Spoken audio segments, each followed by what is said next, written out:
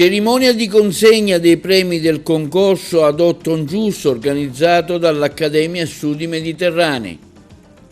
La Guardia di Finanza di Agrigento arresta un giovane a San Leone per detenzione di sostanze stupefacenti. A Racalmuto fermato un uomo in possesso di droga e arma clandestina.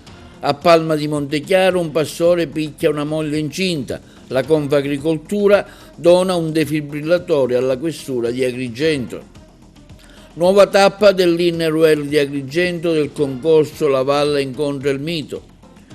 Perché Agrigento non si è mai dotata di una fondazione per la sagra del Mandorle Fiore? Questo quanto chiede la Presidente della Sesta Commissione del Comune di Agrigento, Roberta Zicari. L'Acragas a Scicli senza tifosi.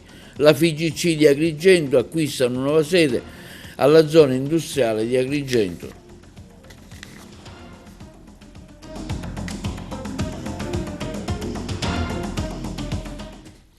Buongiorno, benvenuti con un nuovo appuntamento di TV Notizie di oggi, venerdì 6 marzo. L'Accademia Studi Mediterranei ha celebrato oggi la giornata dei giusti al Museo Archeologico, la premiazione del concorso Adotto un Giusto alla presenza delle massime autorità e delle scuole della provincia. Anche quest'anno l'Accademia degli Studi Mediterranei di Agrigento ha celebrato la giornata dei giusti dell'umanità, coinvolgendo il mondo delle scuole, del territorio, città e provincia. L'appuntamento si è legato a quello che da 10 anni vede, oltre un rilevante convegno sul tema, anche la collocazione di nuove stele in onore dei giusti nel giardino a loro dedicato, nella Valle dei Templi. Oggi sono stati premiati i migliori lavori realizzati su grandi testimoni da parte degli studenti agrigentini che hanno partecipato al concorso Adotto un Giusto, elaborati, concentrati su figure esemplari che in ogni tempo e in ogni luogo hanno fatto del bene, salvando vite, si sono battute in favore dei diritti umani durante i genocidi e hanno difeso la dignità della persona, rifiutando di piegarsi alle discriminazioni. Così la richiesta del bando al centro dell'iniziativa, voluta dalla professoressa Assuntina Gallo Afflitto, mancata lo scorso anno. L'evento si è svolto oggi presso la Sala Zeus del Museo Archeologico Regionale di Agrigento. Monsignor Del Covolo, oggi un nuovo appuntamento con l'Accademia con Adotta un Giusto, ecco, un premio che segna il riconoscimento ad un lavoro fatto.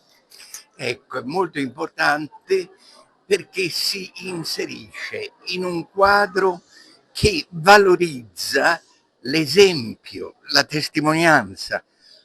Oggi i giovani, soprattutto i giovani, ma tutti in genere, e in questo momento particolare, segnato da tragici conflitti fra le nazioni, è importante additare degli esempi delle persone di pace, dei giusti che hanno donato la loro vita per un mondo migliore, per una civiltà dell'amore. E allora mi pare che l'iniziativa di questa mattina sia veramente importante. Ci sono altri appuntamenti, Scaletta?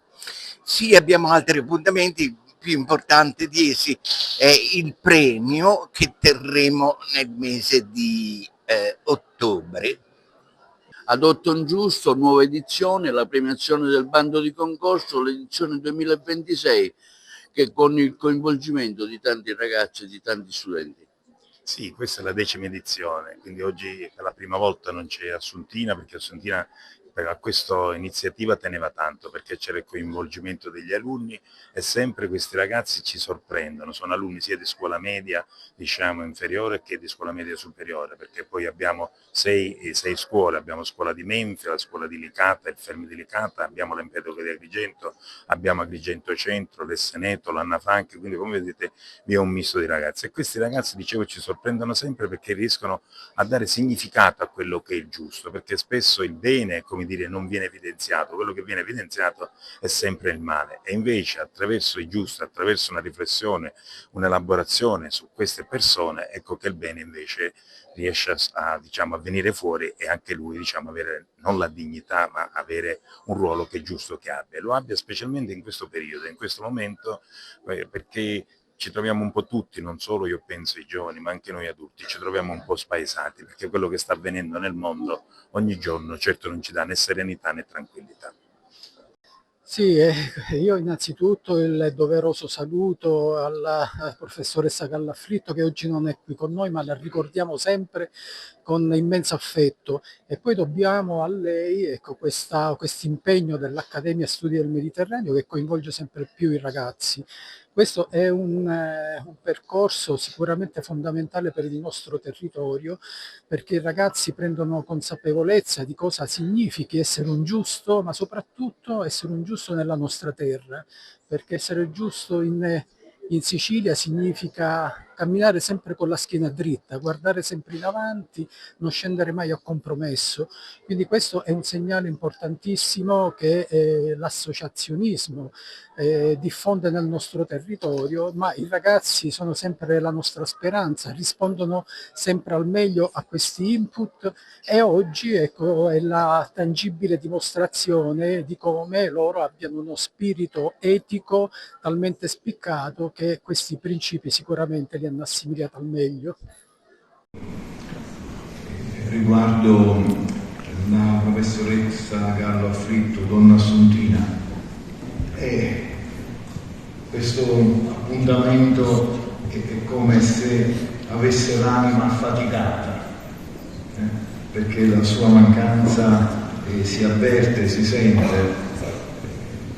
In questi 5 anni che sono qui è stata sempre una presenza stimolante, significativa, accogliente,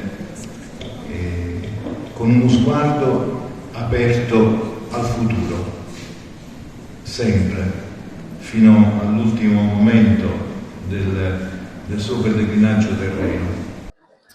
La scuola presente a questa iniziativa la premiazione del bando di concorso Adotta un Giusto 2026. Sì, come dicevano i latini, verba docent exempla traunt. Questo premio traduce perfettamente questo concetto, questo motto latino. Attraverso gli esempi è possibile trascinare i giovani e consentire loro di comprendere quello che è il significato autentico di giustizia, che non è mero legalismo, ma che è una vera e propria coscienza critica, una etica della responsabilità. La scuola, sappiamo bene che deve formare l'uomo e il cittadino di domani.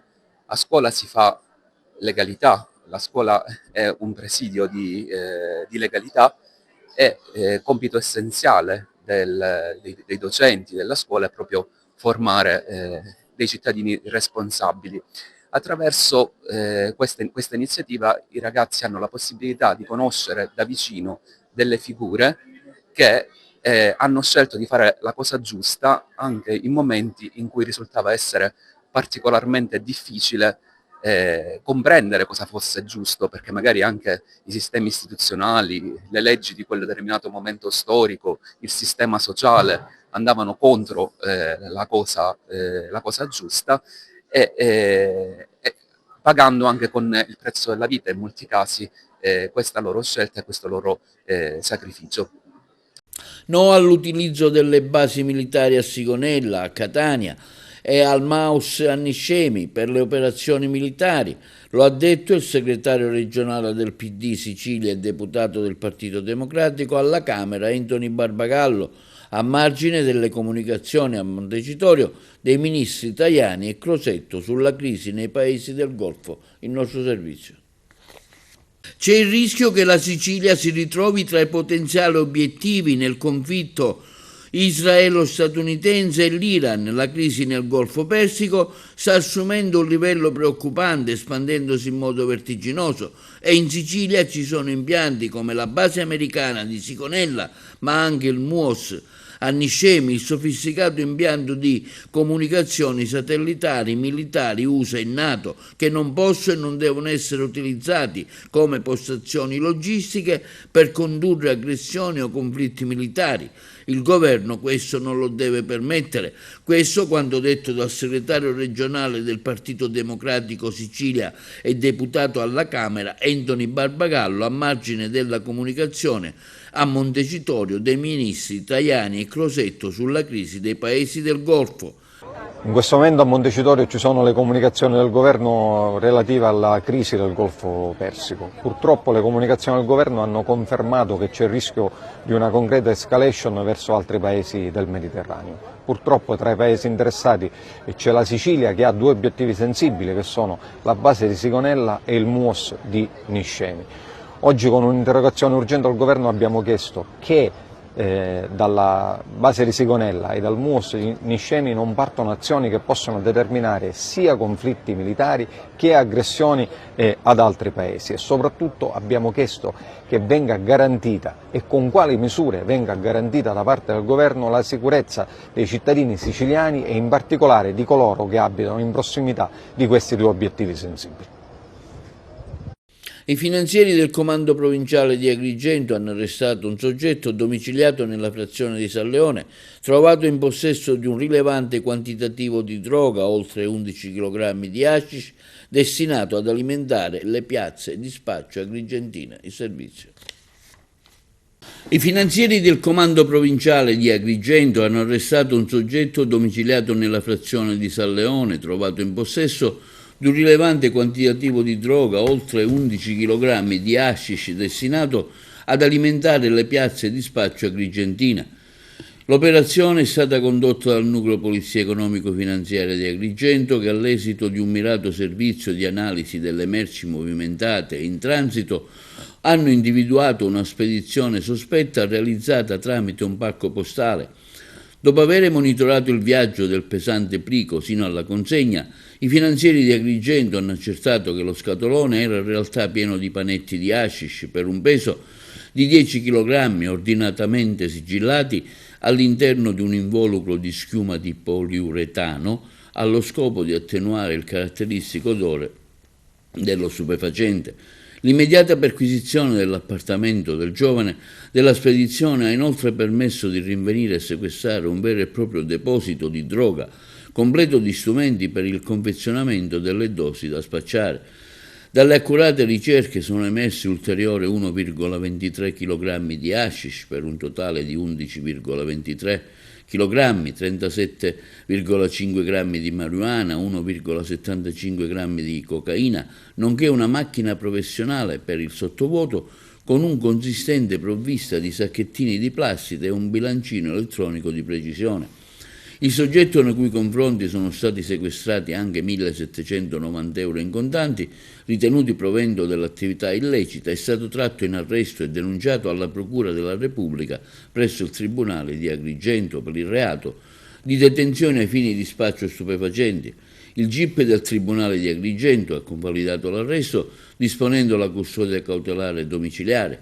La responsabilità dell'indagato sarà definitivamente accertata solo a esito di giudizio definitivo, vigendo la presunzione di non colpevolezza ai sensi dell'articolo 27 della Costituzione. L'attività svolta dalle Fiamme Gialle agrigentine testimonia il continuo impegno del Corpo a presidio della legalità e della sicurezza dei cittadini, anche nella repressione del consumo di sostanze psicotrope, fenomeno di grave pericolosità sociale, soprattutto tra i più giovani.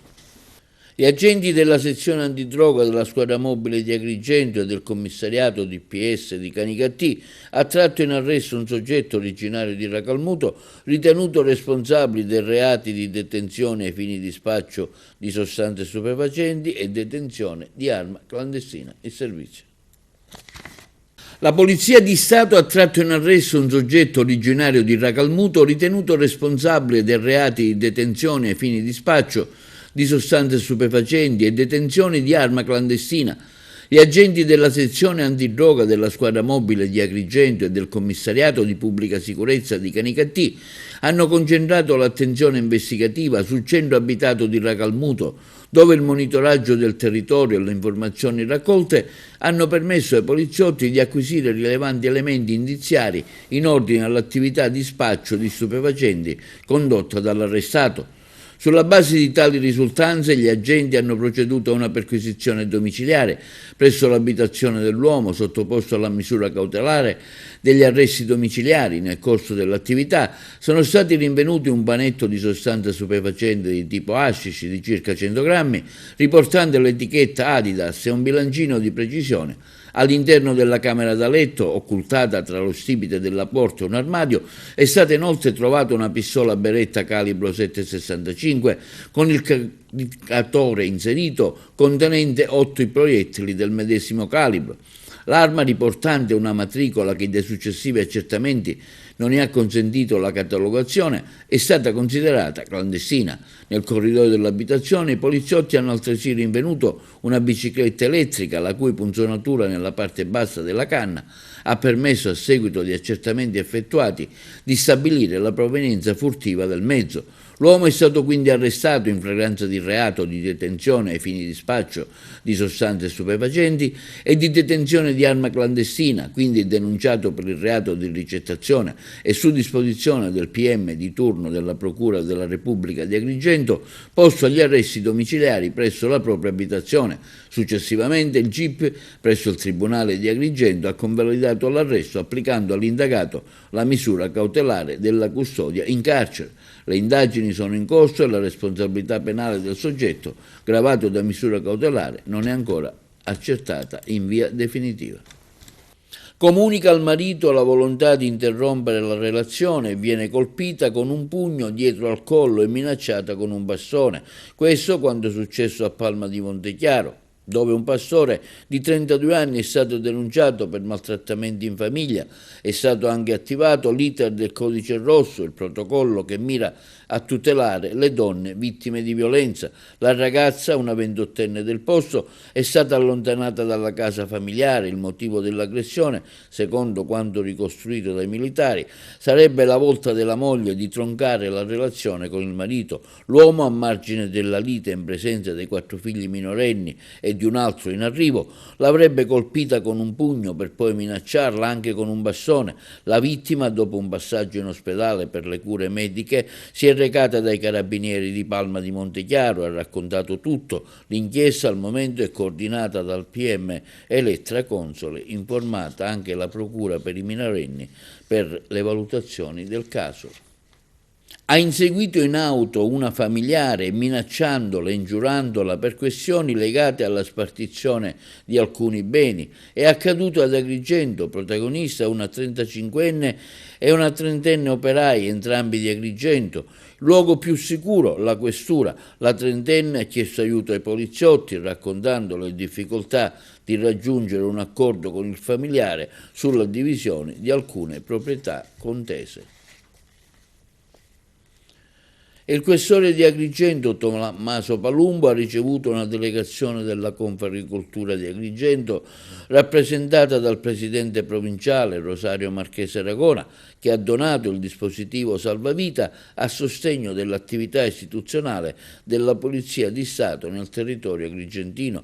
L'apparecchiatura, installata in prossimità dell'ingresso pubblico del Palazzo Beppe Montana nelle vicinanze dell'ufficio passaporti, sarà a servizio del pubblico e dei poliziotti che giornalmente vi transitano. I carabinieri della compagnia di Sciacca hanno eseguito un ordine di carcerazione nei confronti di un 60enne di Sciacca che deve scontare un cumulo di pene per un totale di circa 3 anni di reclusione per maltrattamenti, lesioni personali e invasione di terreno. Nelle scorse settimane, a carico dell'uomo, è divenuta definitiva anche una condanna per tentato incendio. Il saccense è stato arrestato dai carabinieri e portato in carcere. Si è rinnovato il legame profondo tra le nuove generazioni e le radici storiche del territorio. Nell'ambito del progetto La Valle racconta il mito, arricchito da nuovi percorsi, iniziativa che ha visto l'Innerwear Club di Agrigento accompagnare gli studenti dell'Istituto Comprensivo Agrigento Centro in un'inedita visita presso l'Archivio di Stato. Ce ne parla meglio la collega Margherita Trupiano.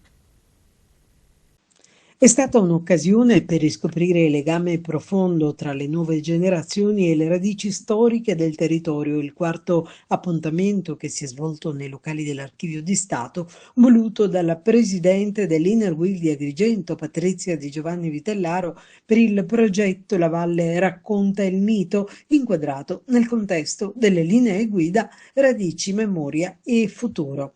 L'Inner Wheel di Agrigento ha infatti accompagnato gli studenti dell'Istituto Comprensivo Agrigento Centro in una inedita visita presso la storica struttura che conserva un imponente patrimonio storico e documentale.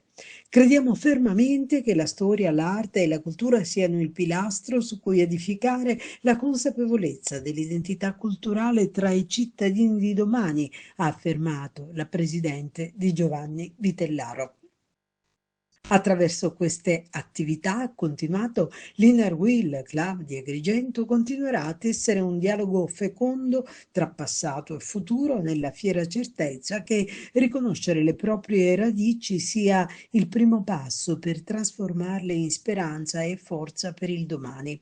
Accolti dalla direttrice Rossana Florio e dai suoi collaboratori, i ragazzi hanno varcato la soglia della memoria collettiva, vivendo non una semplice lezione, ma un autentico viaggio sensoriale tra documenti d'epoca e narrazioni d'archivio, capace di trasformare la storia da concetto astratto in esperienza viva e pulsante.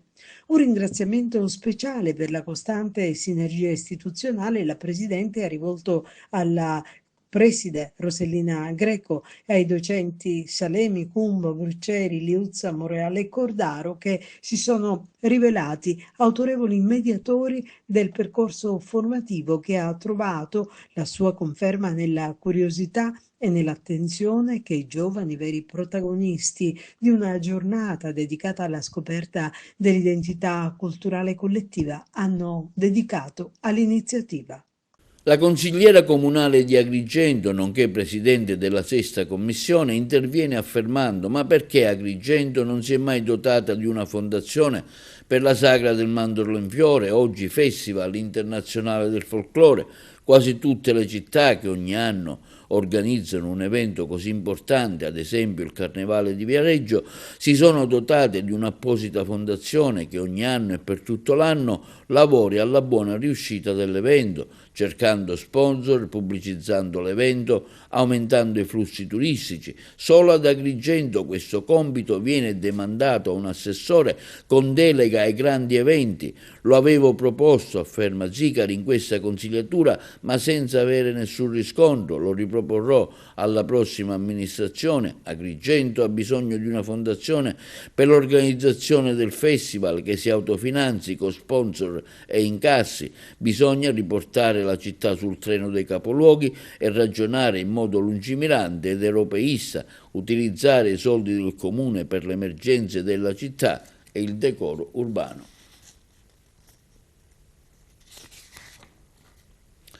Il ministro Nello Musumeci ha incontrato gli studenti per parlare di sicurezza e di protezione civile. Ce ne parlano meglio i colleghi di Messina.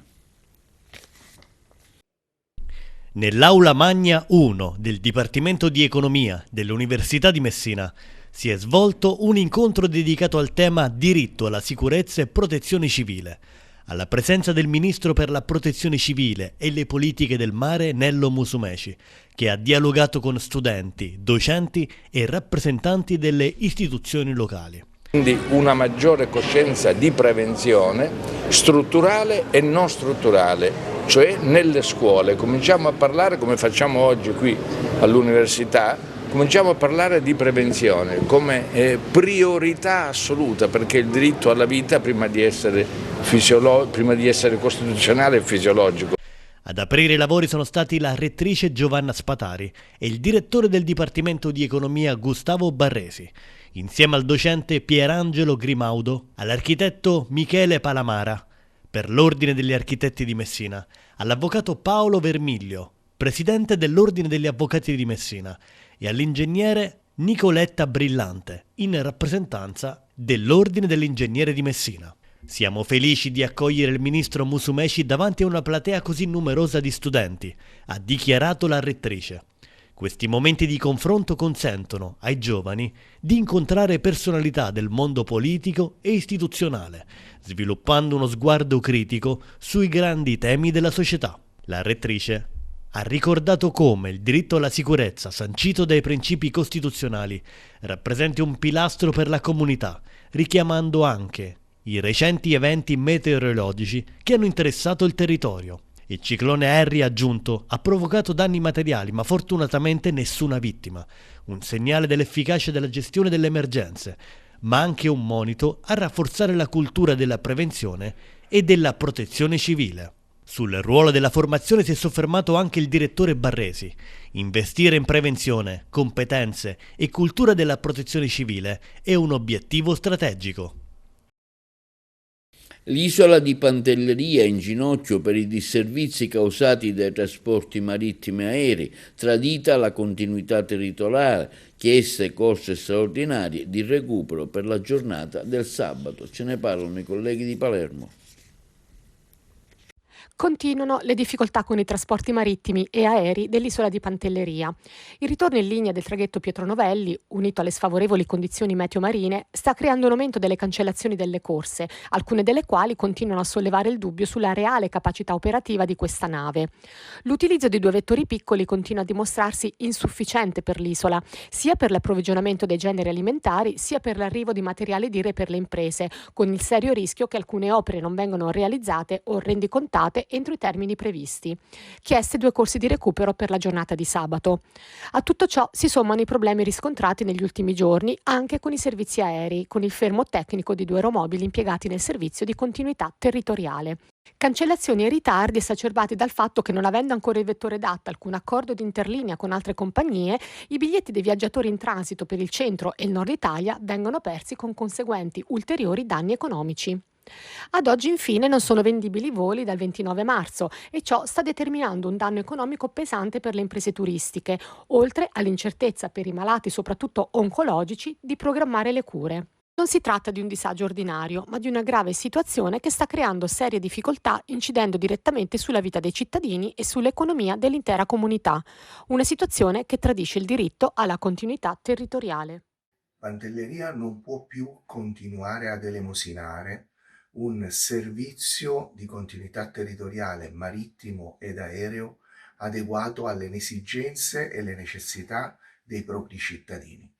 Siamo realmente stanchi, abbiamo sempre mantenuto un livello istituzionale cercando con il dialogo di trovare delle soluzioni. Oggi abbiamo superato ogni limite. Abbiamo 2 navi che non soddisfano assolutamente le nostre necessità, né sotto il profilo qualitativo né sotto il profilo quantitativo. Siamo in ginocchio, molti cantieri sono fermi, non riusciamo a portare avanti praticamente le nostre programmazioni, le nostre attività. A questo si è anche aggiunto un problema con i servizi aerei che in alcune circostanze hanno creato notevoli criticità ai nostri cittadini che spesso usufruiscono del mezzo aereo per le cure primarie. Non è più sostenibile. Stiamo oggettivamente sperperando denaro pubblico senza alcun tipo di controllo oggettivo da parte delle istituzioni. Linea da regia per la pubblicità. E per il servizio civile in città l'ADAS cerca giovani per il progetto Donare come atto d'amore, un'opportunità per crescere e formarsi e fare del bene al proprio territorio. L'Associazione Donatori Autonoma Sangue di Agrigento annuncia l'apertura dei termini per la presentazione delle domande di servizio civile universale.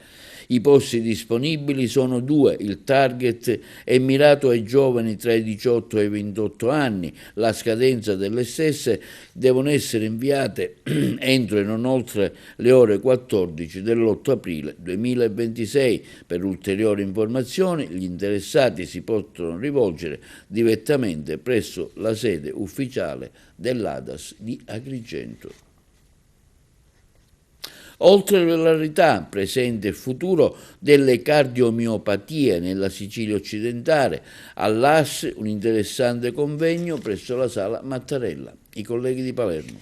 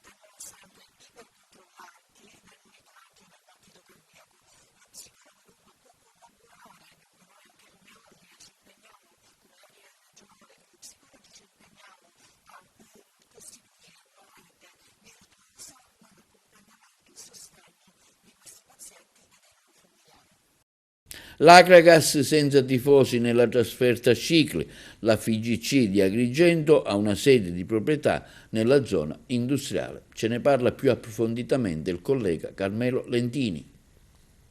L'anticipo di campionato di promozione girone D dell'8ª giornata di ritorno tra Scicli ed Akragas verrà diretta dalla seguente terna arbitrale. Giuseppe Pecora di Messina sarà l'arbitro, mentre gli assistenti saranno Giuseppe Calarese di Messina e Francesco Fazio di Acireale. Ricordiamo che la gara di andata Akragas e Scicli terminò 0 con reti di doppietta di Lopez e doppietta di Gambino, poi c'è stato King e Fragapane.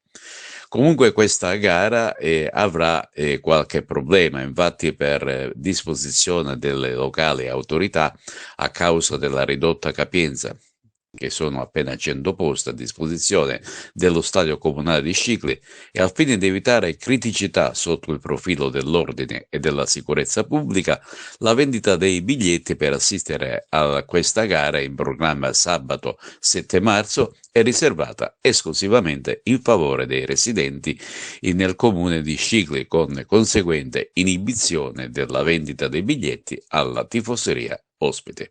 E cambiamo argomento. Continua il percorso di patrimonializzazione avviato dal Comitato Regionale Sicilia della FIGC LND. Infatti, a 11 anni dall'apertura della nuova sede regionale a Ficarazzi ed appena 2 anni dall'acquisto della nuova funzionale sede di Caltanissetta, si aggiunge adesso quella che riguarda Agrigento. Giovedì scorso presso lo studio del notaio Montante è stato sottoscritto l'acquisto della nuova sede della delegazione provinciale di Agrigento. Alla stipula dell'atto di vendita erano presenti la parte venditrice e la parte acquirente rappresentata dalla LND, rappresentata appunto dallo stesso presidente Sandro Morgana. Dunque prosegue l'attività di patrimonializzazione del Comitato Provinciale Sicilia, un percorso che dopo l'acquisto della sede regionale di Ficarazzi e quella di Caltanissetta ha l'obiettivo di dotare con il tempo tutte le delegazioni provinciali di una sede di proprietà, eliminando così in questo modo i costi dei canoni di locazione. Un lavoro in progress che sta dando i propri frutti. Un locale nuovo situato nella zona industriale della città dei Templi. Con il presidente del Comitato Regionale Sicilia Sandro Morgana erano inoltre presenti Santino Lopresti, presidente onorario del Comitato Regionale Sicilia, Luigi Gentile, consigliere del Comitato Regionale Sicilia anch'esso, e Angelo Caramanno, delegato provinciale di Agrigento. MUMA, il Museo del Mare di Milazzo, il servizio dei colleghi di Messina. E siamo arrivati al Museo del Mare, sì, qui incontriamo tanti amici che avevamo già incontrato. Eccoci qua, buongiorno ragazzi. Ciao Franco, benvenuto, benvenuto al MUMA. Anche lui è un socio? Lui è il socio, lui è Toby, sì, la mascotte del museo. Che bello. Intanto spieghiamo a tutti dove siamo all'interno qui. Siamo nel bastione di Santa Maria, all'interno appunto del castello, e questa è la chiesa di Santa Maria dove ha sede il MUMA, Museo del Mare Milazzo. Da quanto tempo c'è questo museo? Adesso facciamo 7 anni.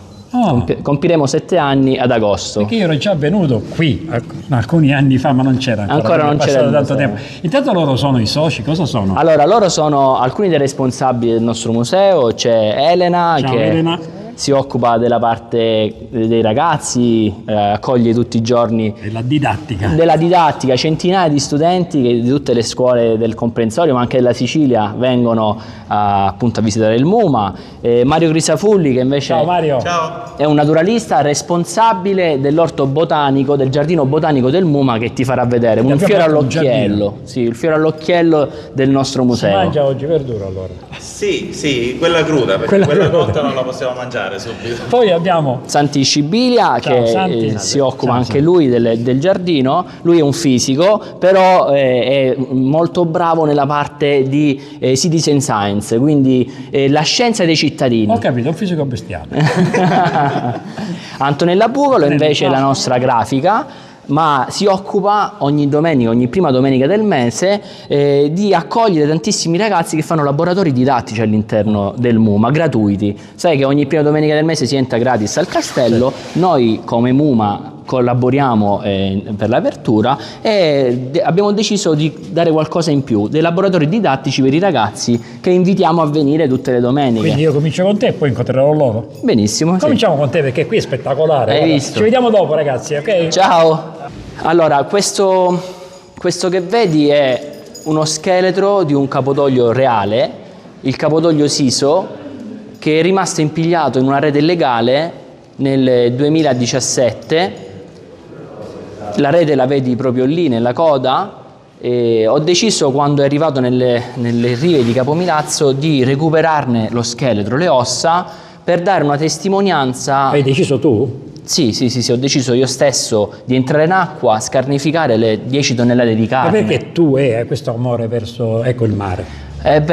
Qua sono di Milazzo, è normale quasi essere innamorati così tanto del mare, perché sin da piccolo ci ho vissuto a stretto contatto, e vedere un animale così bello, maestoso, ferito, morto a causa di una rete illegale, ha suscitato in me una voglia di far conoscere questa storia.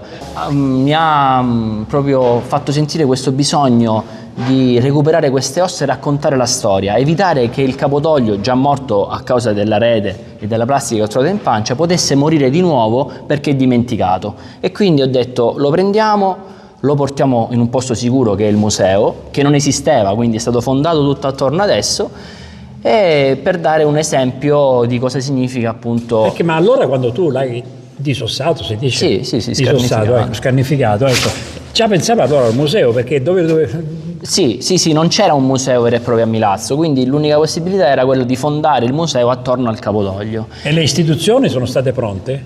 Allora, a dire la verità, all'inizio non prontissime, però poi hanno capito la bontà del progetto e ci hanno aiutato moltissimo. Tant'è che adesso, oggi, questo museo, da proprio qualche mese, è diventato un museo accreditato dal Ministero della Cultura, dal MIC, e quindi è entrato a far parte della rete museale nazionale.